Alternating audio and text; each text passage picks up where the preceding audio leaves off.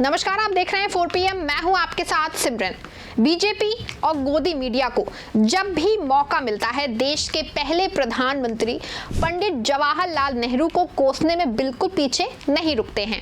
BJP के 10 साल की सरकार बस नेहरू नेहरू करते हुए बीत रही है। कभी तो ऐसा लगता है कि बीजेपी और गोदी मीडिया के पास इसके अलावा कोई काम ही नहीं बचा है। ऐसे में ये बात तो तय है कि बीजेपी और गोदी का एक खास अहम इसी खोज में जो है उनका अमला रहता है कि किस तरह से नेहरू के कैरेक्टर पे कीचड़ उछाल कर खुद को सेफ कर लिया जाए। दरअसल पंडित नेहरू बीजेपी की खामियों का ढाल बन गए हैं। हर बार जब बीजेपी खुद को हताश निराश पाती है तो यही राग अलापती है। अभी तो 2 दिन पहले संसद में देश के प्रधानमंत्री नरेंद्र मोदी ने पंडित नेहरू के संविधान संशोधन की मंशा पे सवाल खड़ा किया था, लेकिन ये कैसे और क्यों किया गया था ये देश की जनता को नहीं बताया, बल्कि नेहरू के संविधान संशोधन को इस तरह से पेश किया गया कि नेहरू ने अपने फायदे के लिए संविधान में संशोधन किया, जबकि ये बात पूरी तरह से गलत है। पंडित जवाहरलाल नेहरू ने जो 3 संविधान संशोधन किए वो ना कि कांग्रेस और उनके अपने फायदे के लिए थे, बल्कि तीनों संशोधनों के पीछे देश को संवारने और संजोने का मकसद था। तीनों संशोधनों की कहानी इतिहास के पन्नों में दर्ज है और देश की जनता के सामने है। बस बीते हुए जमाने के कुछ पन्नों को पलटने की जरूरत है। हालांकि अब गोदी मीडिया और बीजेपी के लोगों की ओर से खड़े किए गए इस प्रपंच में 3 दिन का समय बीत चुका है।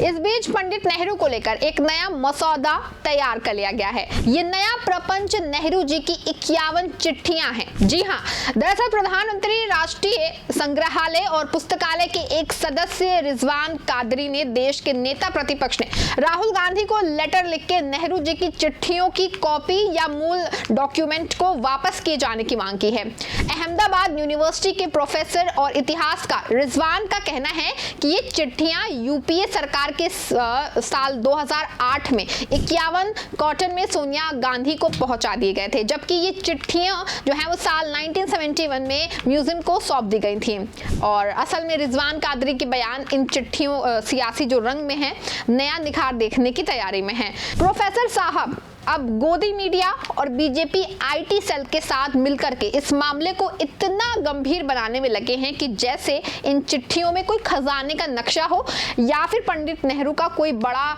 मिस्टेक उजागर होने वाला है। वैसे तो प्रोफेसर साहब ने आइंस्टीन, गोविंद वल्लभ पंत और जयप्रकाश नारायण को लेकर लिखे लेटर का जिक्र किया है, लेकिन प्रोफेसर साहब को सबसे ज्यादा चिंता एडविना माउंटबेटन को लेकर के लिखे गए लेटर से है, जबकि एडविना और नेहरू जी के रिश्ते पूरी दुनिया के सामने जग जाहिर हैं। खुद एडविना की फोटो पोमिला ने अपनी बुक में बहुत कुछ नेहरू एडविना के रिश्ते को लेकर लिखा है।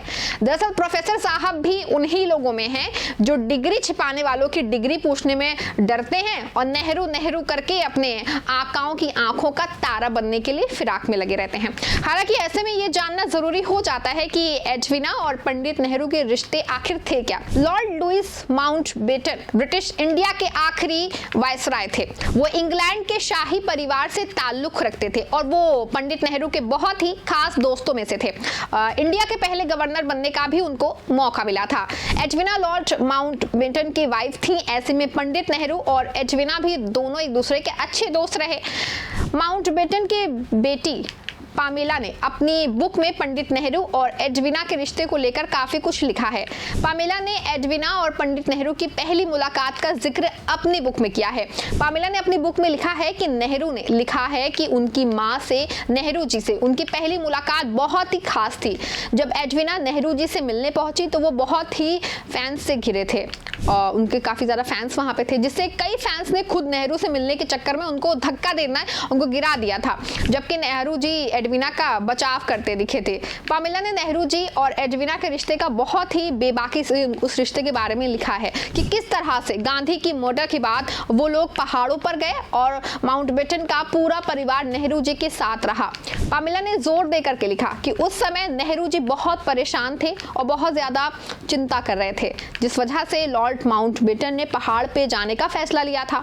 पामेला ने अपनी किताब में साफ तौर पे ये बात लिखी है कि नेहरू और एडविना के बीच में एक सच्चा प्यार था, जो कि नेहरू और एडविना की चिट्ठी पढ़ने के बाद पामेला को पता चल रहा था। लेकिन पामेला ने इस बात को भी पूरी तरह से माना था कि दोनों के बीच में एक अच्छा रिश्ता होने के बाद भी कोई सेक्सुअल संबंध नहीं थे। वैसे भी पंडित नेहरू की काबिलियत, स्मार्ट लुकिंग और उनकी ड्रेसिंग का हर कोई फैन था ही। अगर एडविना के साथ ऐसा हो गया तो कोई बड़ी बात तो नहीं थी ना।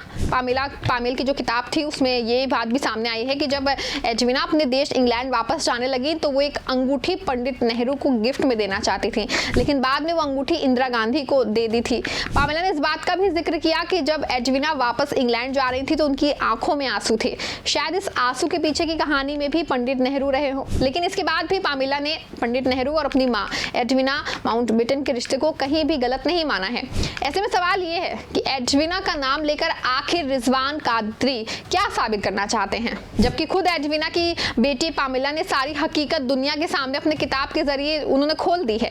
ऐसे में ये बात कहने में किसी तरह की कोई गुरेज तो है नहीं कि रिजवान कादरी के रोज लिखे जाने वाले लेटर सिर्फ एक पॉपुलैरिटी को पाने और अपने गुजराती आकाओं को खुश करने से ज्यादा और कुछ नहीं है। एडविना माउंटबेटन के साथ जितने भी लेटर जयप्रकाश नारायण और तमाम लोगों ने से संबंधित हैं, उनके रिश्तों के बारे में इतिहास में पहले ही बहुत कुछ लिखा और पढ़ा भी जा चुका है। शायद ही कोई ऐसा बचा हो, लेकिन हाँ इतना जरूर है कि देश के लोगों ने हमेशा झूठ बोलने वाले लोग नेहरू के नाम पर खुद की रोटी सेकना चाहते हैं, जबकि सच ये है कि नेहरू ने जो देश के लिए किया है वो सब कुछ डिग्री छपाने वालों के बस के बाहर है। इस खबर फिलहाल बस इतना ही। ऐसी तमाम राजनीतिक खबरों के लिए जुड़े रहें और देखते रहें 4 PM यूपी। धन्यवाद।